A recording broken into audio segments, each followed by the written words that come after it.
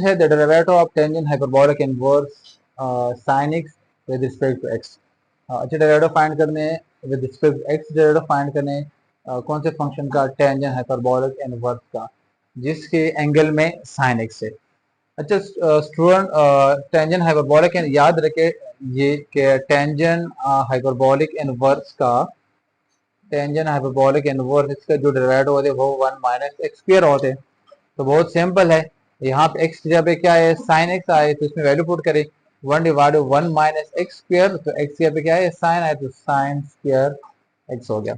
Again derivative लेंगे angle का, और यहाँ पे एंगल क्या है, साइन एक्स से, तो साइन एक्स का डेरिवेटिव लेंगे, 1 divide 1 minus sine square x, sine 1 minus sine square x equal होते हैं कॉस स्क्वायर एक्स इक्वल होते हैं, और साइन के डेरिवेटिव होते हैं कॉस एक्स। ठीक है, अब cos एक cos के साथ कैंसिल हो गया, क्या रह गया, 1 ओवर cos x, और ये रेसिप्रोकल है सीकंड x का, 1 ओवर cos x इक्वल होता है सीकंड x। तो option B, beta is the correct option. Second MCQ है, if y is equal to sin x then derivative find कर, इस फंक्शन के कौन से कितने डेरिवेटिव फाइंड करने, 496 डेरिवेटिव फाइंड करने। याद रखिए स्टूडेंट, साइन और कॉस फंक्शन जो है ना, उसकी डेरिवेटिव जो है ना वो रिपीट हो रही है, अपने आप को रिपीट करते हैं 4 डेरिवेटिव पे, जैसे कि साइन फंक्शन को देके y is equal to sine x ये है। अच्छा, मैंने वाई नॉट लिखा, वाई नॉट का मतलब है कि इसका डेरिवेटिव मैंने नहीं लिया, जीरो डेरिवेटिव। अब इसका डेरिवेटिव लेंगे फर्स्ट डेरिवेटिव, तो साइन के डेरिवेटिव क्या होते हैं, कॉस होते हैं। इसका अगेन डेरिवेटिव लेंगे तो मैंने यहाँ पे सेकंड डेरिवेटिव टू, ये जो इंडेक्स में मैंने नंबर लिख रहा हूँ ये सेकंड डेरिवेटिव रिप्रेजेंट करता है। अब cos का डेरिवेटिव क्या है, माइनस साइन एक्स है। अब थर्ड डेरिवेटिव को देखिए, थर्ड डेरिवेटिव ले रहे हैं तो माइनस अपनी जगह पे, और साइन का डेरिवेटिव क्या है, cos x है। फोर्थ डेरिवेटिव लेंगे तो माइनस अपनी जगह पे, और cos का डेरिवेटिव माइनस साइन एक्स होते हैं, तो माइनस के साथ मल्टीप्लाई होकर क्या आएगा, साइन एक्स आएगा। तो देखिए ना, यहाँ पे साइन का डेरिवेटिव हम ले रहे थे, तो अपने आप को कौन से ऑर्डर डेरिवेटिव पे रिपीट करे, फोर्थ ऑर्डर डेरिवेटिव पे अपने आप को रिपीट कर रहे हैं। तो याद रख कि जब भी साइन या cos फंक्शन की हाई ऑर्डर डेरिवेटिव फाइंड करो तो आप लोगों ने क्या करना होगा, जैसा कि 496 है तो आप लोग कितने डेरिवेटिव चाहिए, साइन फंक्शन के डेरिवेटिव चाहिए 496 का डेरिवेटिव चाहिए।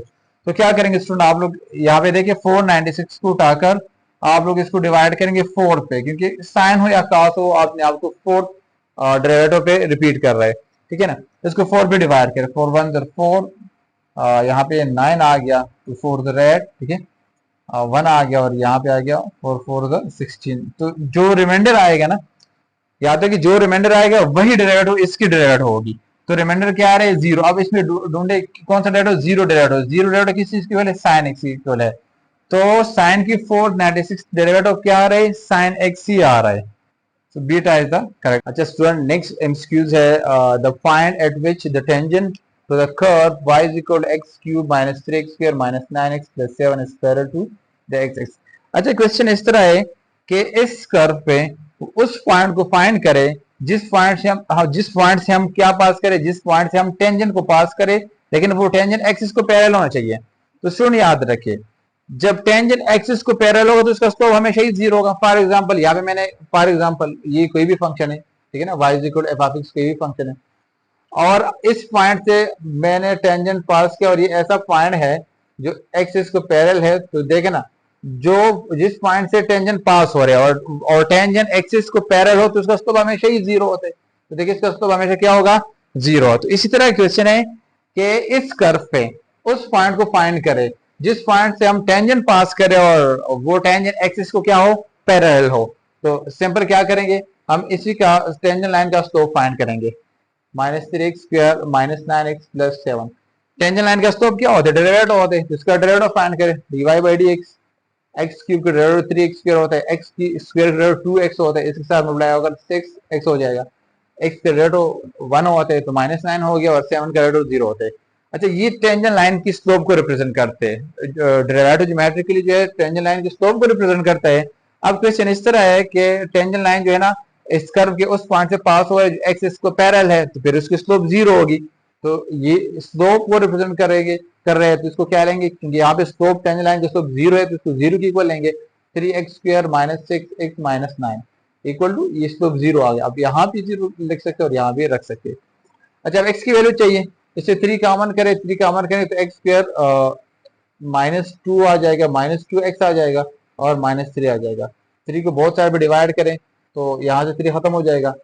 अब यहाँ से x की वैल्यू निकालनी है, तो इसको आप सम एंड प्रोडक्ट रूल से भी कर सकते हैं, क्वाड्रेटिक फार्मूला से भी कर सकते हैं। तो x square minus 3x plus 6 minus 3 sum and product rule से करने के। अच्छा, इन दोनों में से क्या कॉमन है? x कॉमन है तो x माइनस 3 रह गया। यहाँ से प्लस 1 कॉमन करे तो x माइनस 3 रह गया। इन दोनों में x माइनस 3 कॉमन है और यहाँ पे क्या है? x plus 1 common equal to 0। x minus 3 equal to 0 और x plus 1 equal to 0। x की दो वैल्यू आ रही, x equal to 3, x equal to minus 1। अब इसमें ढूंढे कि x इक्वल टू 3 और x इक्वल टू माइनस 1 है, तो यहाँ पे x इक्वल टू 3 भी इस अल्फा और बीटा ऑप्शन में भी है और माइनस 1 भी चार्ली और डेल्टा में है। तो अब आपने क्या करना होगा? अब आप लोगों ने y की वैल्यू निकालनी होगी।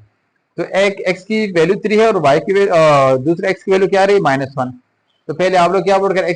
x जगह पे 3 पुट करे, y की वैल्यू निकाले, फिर x जगह पे माइनस 1 पुट करे, y की वैल्यू निकाले। तो यहाँ पे x की जगह पे 3 पुट करेंगे तो ये आपका 3 क्यूब हो गया, माइनस 3 इंटू 3 स्क्वायर हो गया, माइनस 3 एंड 9 इंटू 3 हो गया। जहां भी x हो वहां पे आप क्या पुट करें? 3 पुट करें। अब y इज इक्वल इसे 27 आ रहे, इससे भी 27 आ रहे, इससे भी 27 आ रहे और ये आपका प्लस 7 हो गया। ये दोनों कैंसिल हो गया। y is equal to minus 27 plus 7 से आ रहे हैं माइनस 20।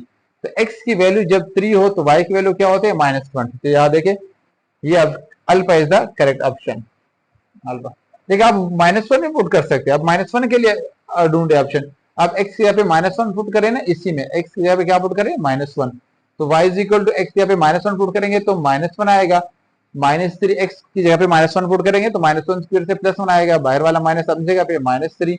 यहाँ पे माइनस 1 पुट करेंगे तो इसके साथ मल्टीप्लाई होकर प्लस 9 होगा और ये आपका प्लस 7 आएगा। तो इससे आएगा माइनस 4 प्लस 9 से आएगा प्लस 5 और 5 प्लस 7 दे रहे हैं 12 दे रहे हैं।